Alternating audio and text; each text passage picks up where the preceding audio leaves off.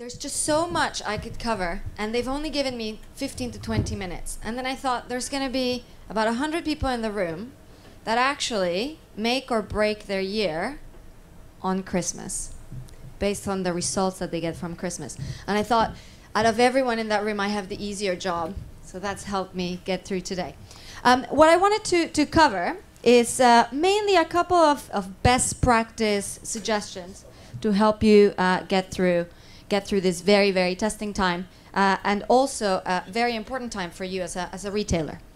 So I thought I'd cover three main things, and I'm trying to go through them in 5 minutes each, so I can actually get through the deadline of 15 minutes. So hopefully we'll achieve this together. And I see some familiar faces as well, so if you have any questions afterwards, I'm sure they're more than happy to help you answer those questions as well.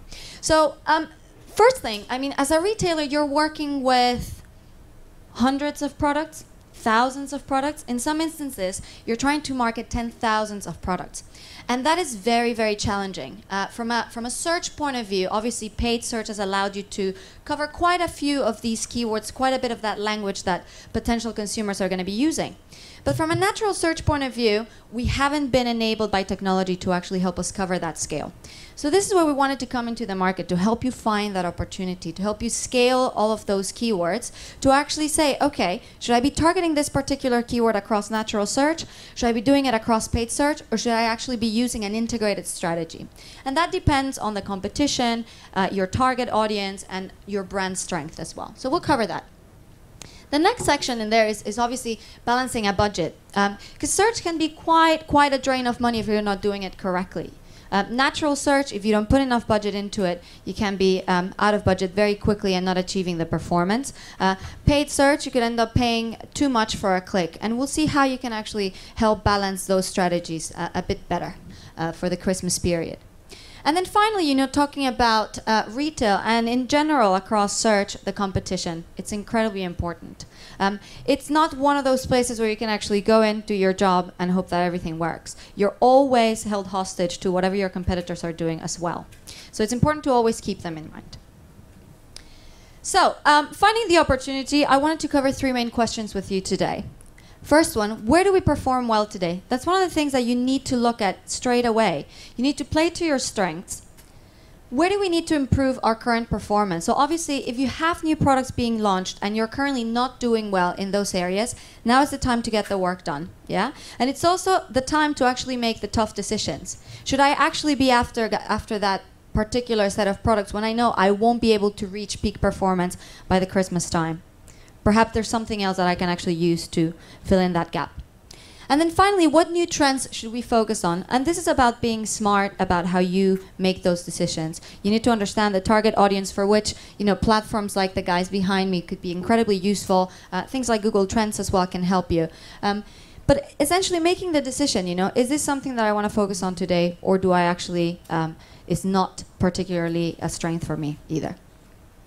So where do we perform well today? I wanted to give you some practical examples of clients working with our platform so you can get an idea of how you could go about this exercise.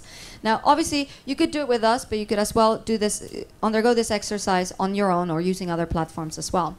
But I thought it's quite nice the way that we at Hydra do it because it's very graphical. So I'm showing you at the moment what we call our tag map. And essentially what this gives you is across a wide set of products. So I'm showing you a graph for car maintenance, bikes, and parts retailer. You'll probably know who I'm talking about straight away because there are a few specialists like that in the UK. And for them, the biggest opportunity, the biggest demand comes around the area of bikes. And you can see that within bikes is actually the area for women's and men's bikes that is actually taking most of that demand. But when it comes to opportunity, it's actually travel and touring followed by camping where they could really make a stamp for this Christmas period. And why is that? Now it gets much more interesting. What I've done is I've effectively overlaid a visibility metric on that particular graphical visualization. So what I'm saying in here is these guys are actually doing incredibly well with bikes. Yeah, that's their strength. So all they need to worry about is maintaining that performance for the next couple of months. They have also a very strong brand for it. So there's no point in actually chucking all the budget into this area when you could just maintain going into the Christmas period lead time. However, when you go into travel and touring, and this is, of course, red is not very good, yellow is so-so, green, you're doing phenomenally well. You can see that for the area of travel and touring, they're doing a bit mediocrely. Sunglasses, they're doing appallingly. But within the area of trailers and accessories, they could potentially improve that performance. So straight away, one of the questions that you should ask yourselves is, where am I doing well? Yeah. Tick those boxes. Make sure that I continue to do well in the lead up to Christmas. Secondly, where am I not doing so well? Which are the projects that I can actually undertake from now that are realistic to achieve before the Christmas period? So all of a sudden I can tell you, sunglasses, perhaps you shouldn't worry about that. But let's go for trailers and accessories. That would be a quick one for me. And then from there, start focusing on those opportunities from a business point of view. So I know for this particular client, trailers and accessories for Christmas is not a big sell. So instead, we're going to be focusing on camping. So that leads me to the next point. So once we decide what project we want to work on in terms of improving that performance for Christmas, we need to ask that question. What is it that I need to improve to actually get me to that level prior to the Christmas lead? And in here, what we do is essentially try to go through all the different sections of housekeeping that you need to tick the boxes for so that you are in the best position possible to perform. So I'm selecting that camping project. I'm actually sending it to the different diagnosis dashboards that we have in here. And again, you could hire an agency to undergo this auditing process for you just as well. You could task one of your internal teams to do it. We just happen to like to do it quite efficiently using our system. So I can see that for my camping equipment area, I am actually experiencing quite a few accessibility issues. Most of my pages are only partially accessible. Yeah. Which of those areas do I need to work on? Straight away, I can start prioritizing those tasks and seed those out to the different teams that are responsible for it. I can do exactly the same thing, but focusing on relevancy, focusing on my content. Obviously, your content is extremely important in actually leading those clicks that come onto your page to that conversion. So we want to make sure that you're presenting them with the best content possible.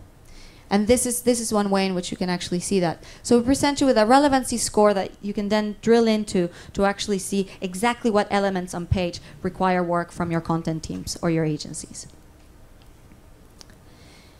And finally, what new trends should we focus on? So I'm actually moving into the baby and child section of that particular client, which you can see right there. And for them, one of the biggest things that they wanted to focus on for the Christmas period was pushchairs. Yeah, they are going for a relatively young demographic where they know pushchairs could bring them a very, very high margin in terms of those jogging chairs, etc. But when we did some further analysis, we actually found out that their brand strength for that particular product is not really there. And we were forced to ask the question, so guys, is it something that you think you can build in the lead up to Christmas, knowing that it's actually June right now? Or would you rather work that through a cross-sell from any of the other products that people are familiar with and would like to actually come onto your site to purchase? And the decision was to actually shift that budget away from the pushchairs product and say, you know what, I'm going to focus on that for the next year. Yeah, I'm going to pick my battles today.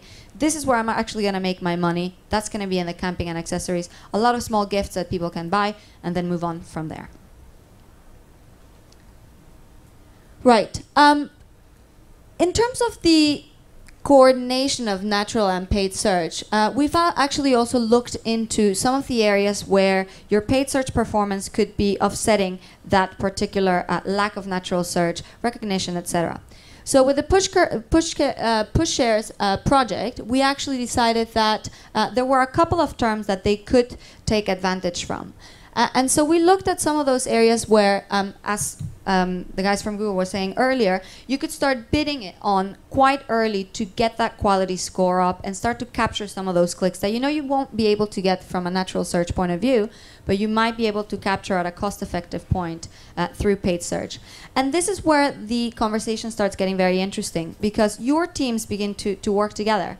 And your natural search team starts talking to the paid search guys and saying, guys, I actually am not doing so well in these areas. Is there any way you could actually offset that? And you can see in there, you know, for some of these terms where the rank performance isn't very good, we've actually decided to increase the bids at the moment to actually improve the quality score and go from there.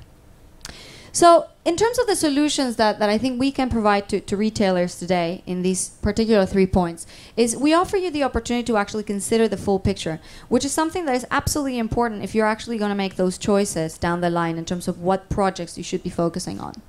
We allow you to be a bit smarter about which battles you're going to fight. And right now, we've only covered the housekeeping aspect of it, but once I move into the competitor side of things, you'll find out there's other areas that you should be considering as well before you commit the budget and the effort into some of these projects.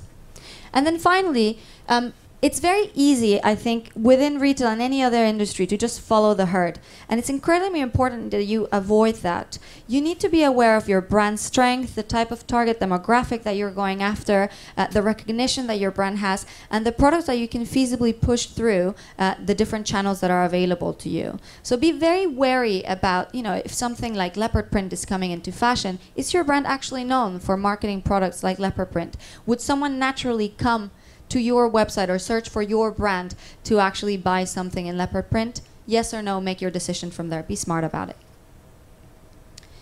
Moving on to the next point, balancing a budget. This is incredibly important, particularly when you're working with a multi-channel strategy. When you analyze channels in isolation to each other, you can make the mistake to believe that your campaigns are actually performing at peak level, when in reality they may be cannibalizing each other's efforts.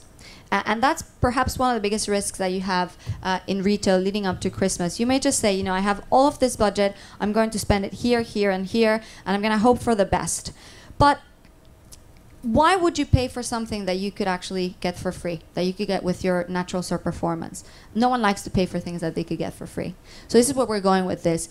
So we'll help you avoid the areas of wastage by helping you identify them.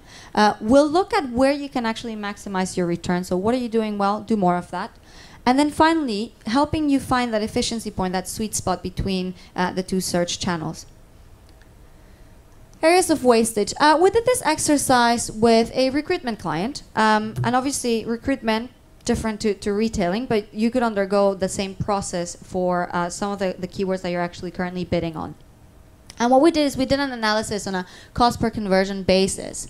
And what we wanted to attain in here, this particular client said to me, Ruth, anything about £35 per conversion is way too expensive for me. I'm actually losing money at that point. And obviously, they weren't very pleased when they saw that in some instances, they're paying up to £250 per conversion. You can imagine how much money they're losing right there. So we thought, okay, well, let's grab those terms and let's actually see if we can switch off some of those bids, yeah, and have natural search perform for that.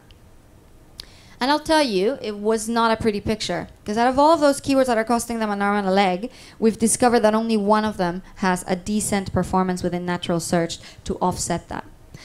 So obviously, immediately, the next thing that we want to do in there is actually recognize, well, is there a common strain in terms of those terms that are costing me too much money? Yes or no? If yes, then perhaps that's a project that we can undergo right now in the lead up to Christmas to actually say, I'm going to work on natural search, I'm going to put a bit of budget in here, and I'm going to try to achieve this performance by November time. If that is the case, and I actually tick all the boxes and meet my expectations, then I could switch off some of those really expensive conversions for me. So that's something that we are currently doing with this client. Obviously, they work on different timelines to you. For them, the peak time is January time when people come after Christmas and they decide that a new job is in order. Maximizing your returns. That's the other area. And this is where I think natural search, paid search, and digital in general can inform the broader business strategy. Leading up, or continuing with this example, we looked at the different areas using paid search performance to actually pinpoint where are we actually doing incredibly well. What is it that is converting well for us, that is driving value for us, and bring it always down to that pound, because that's what at the end of the day you are being asked to do as well. And for us, it was very quick to see that within the paid search side of things, they were performing relatively well within the retail jobs related space. And it was actually the store manager related ads that were bringing a lot of traffic and were converting incredibly well. Yeah. So online, informing the broader business, managing director sees this and then says, guys, why aren't we actually going after more store manager jobs? Yeah, this is something that I want to make more money on and we have limited positions. The exact same thing could happen within retail. You could see that there's extremely good performance for a particular line of products and then say, well, let's bump up that stock because I know I can sell them. I know I have a good margin on them. Let's move them as quickly and as well as we can. And finally, the best balance across channels. And this is an interesting question because pretty much anyone today would tell you if you have brand, you need to bid for it. Yeah, you need to protect it against any of your competitors.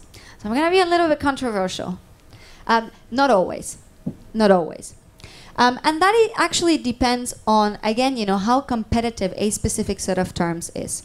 So I'm showing you here just a quick search on Google using dresses sale. And I can see that ASOS actually has 2 spots, one in natural search and one in paid search. And actually, if you think about the many eye studies that we've had delivered to us, your eyes would tend to focus on the top left-hand corner of that page. However, there are ads with images that are also quite appealing visually, right? So your eyes would potentially move into that section at first. So does it make sense for ASOS to actually have 2 positions in there? We need to undergo a much more thorough investigation. So what we do with a lot of our clients is actually take those results when you have natural search and paid search performance and actually say, is this the most efficient point? Is that the actual sweet spot that ASOS has? Or do you actually need to increase your bid to actually be in position 1 or 2 within paid search? Yeah. Something similar in here, so slightly different. Dress sale, so I just changed the term slightly. There are no image ads in there, so you can see ASOS is actually bumped up slightly. Now, is this the best point of doing it? Perhaps, perhaps not. Again, we need to actually go down to the individual terms and define, is this what gives us the most value for our money? We had a very interesting case with an electrical goods retailer. They had been bidding on brand. I'll just tell you who it is. I'm not going to reveal any other figures that are, I guess, controversial. Currys TVs is a term that Comet constantly bids for. Yeah. They like to upset the Currys guys. And so Currys decided that for them, it would make sense to actually pay for ads to actually protect their brand. Now, obviously, they have a very strong brand in the UK associated to that product. So we underwent this analysis to actually calculate what the efficiency between these between this combination was.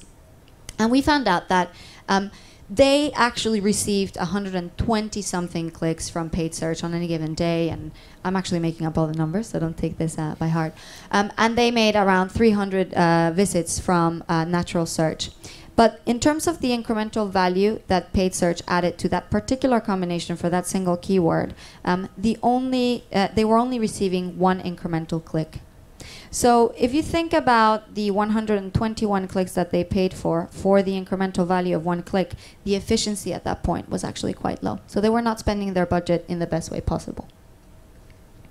And I mean, there's different ways in which we can actually visualize it. This is a different case study where it does make sense to protect your brand. So in this case, the guys have received quite a good increase in performance from running both strategies coincidentally. So what I'm trying to get at here is, it is actually quite easy to just define a strategy for such an important period of time, such as Christmas for you, by just gauging, based on top-level information. But if you want to be successful, if you really want to maximize the return that you're going to getting on those efforts, you need to go all the way down to the granular level. And you need to do that analysis in as thorough a manner as possible, because the plans that you put in place today are going to be incredibly important for the results of those campaigns in the future. So what I would recommend in this case is find the areas where you potentially cannibalize your own efforts, where you underperform today, and try to fix them. And if they're not fixable, then try to find a way in which you can actually lose the least amount of money possible. Make the most of what you currently do well in. Yeah, there are going to be some areas where your performance is going to be stellar. Keep that there and make the most of it. Your brand is already strong for that. And understand how channels affect each other. And by channels, I mean everything that is part of the marketing mix. Running a TV ad will have an effect on the click-through rate of your website because of the brand awareness, everything else. Try to keep track of everything. And that's why, combination of tools like the ones that we have here today could help you be much more effective at this. and I have some hands at the back, so I'm gonna rush through these slides, so as not to hug the stage for too long. Finally, the competition. You know, once you actually tick all the boxes internally, you need to look at what your competitors are doing as well. So we help you gauge. You're familiar with the Greenlight sector reports. Those are actually powered by Hydra today. That was a brilliant idea from the agency, and we actually are now helping them undergo that. And we've done that for a couple of our clients as well. Debenhams is a company that's actually using them quite actively. So how do we perform against the competition? Where are competitors beating my market share, and what tactics can I deploy to offset their gains? So we have a couple of visualizations. If you've seen the Greenlight reports, this is going to be quite familiar to you. The first thing is the league table. In here, you know, what I've done is I've simplified that league table, and I've actually just honed down on the specific competitors for this client. And you can see there are several retailers in there. There's Debenhams, ASOS, House of Fraser, John Lewis, and Marks & Spencer. And again, coming back to that broad set of terms that you want to be, at the very least, monitoring. Yeah. And we can see that ASOS is actually achieving quite a good reach. You know, if I were House of Fraser, I'd be quite worried about ASOS and Debenhams at this point. So I want to see, you know, what is it that ASOS is focusing on, so I can actually start being a bit smarter on my strategies. Yeah. So where are they beating my market share? I can see that all of those keywords they're being quite aggressive on. You can see that the rank for natural search is position 1. So what I want to do is actually see what tactics I can deploy to offset what they are doing. And this is where you began to use natural search and paid search complementary to attack what your competitors are doing well. So I've selected those keywords where ASOS ranks at position 1, and I've sent those through to my paid search dashboard. And in here, I can see that I'm only covering a handful of those keywords. So immediately, the first thing I'm going to do is grab the rest of those keywords and start a new campaign where I can actually be targeting specifically what ASOS is performing well today through a paid search ad. So in terms of what you could do, again, you know, in terms of the competition and actually considering what you do well today and what you could be doing better on how you can offset their I guess the areas where they are performing quite well. Be realistic about your potential. You know, if it's a fight that it isn't worth fighting through natural search, take the smart door out and say, I'm going to do it through paid search, and I'm going to do it in as smart a way as possible. Be smart about the fight you choose, and then apply a proactive approach to your defensive tactics. Defensive tactics are really the difference at that point in time in terms of how much conversion you get at any given point in time. So deploy them effectively as you go along. And then finally, I just wanted to summarize that in terms of what you can do to gear up for Christmas, know your performance well.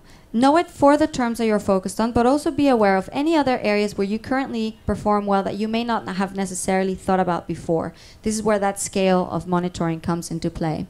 Spend your money in the right places, yeah? The difference between you having a good season and not is going to come down to how smart you are about allocating that budget into the different activities.